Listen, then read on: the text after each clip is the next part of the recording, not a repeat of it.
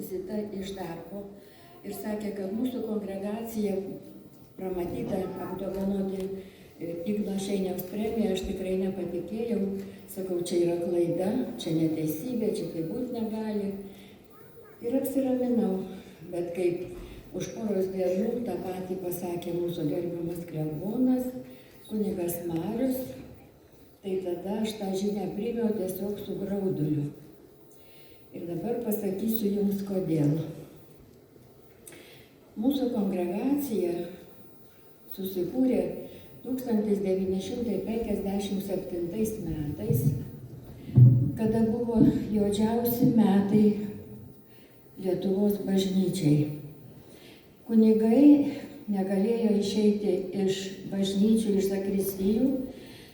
Visa jų veikla buvo suvaržyta, jie galėjo tik tai dirbti tik bažnyčioje. Tada tuo tarpu Vilniaus Švento Mikalonas, dabar amžinos atminties, prelatas Česlovas Krivaitis sugalvojo tam darbui paskirti moteris. Kad moteris gali, padaryti tą, ką tuo metu negalėjo daryti kunigai. Ir jam kilo mintis suburti mus į vienuolyną. Mikalojaus bažnyčia tuo metu buvo tiesiog studentų bažnyčia. Buvo pilna studentų, ypatingai šventėmis, su įvairių spalvų kepurėlėmis studentiškomis. Tiesiog buvo jaunimo mokykla, bažnyčia. Ir jis mus subūrė 57 metais per Velykas. Jau mūsų 3 vyriausios sesutės darė amžinus įžadus.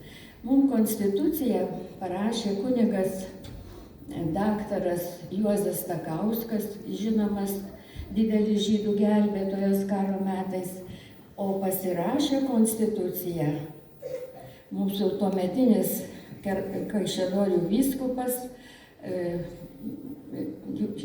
Teofilius Matulionis, grįžęs iš tremties. Dabar jis yra palaimintasis ir jam toliau meldžiamės kanonizacijos, kad jis būtų paskelbtas šventuoju.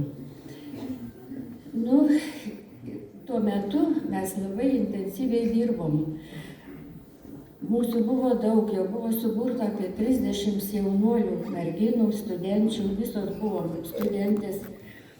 Ir labai greit mes užkliuvom saugumui. Ir turėjom savo veiklą nutraukti ir eiti į gryną pogrindį.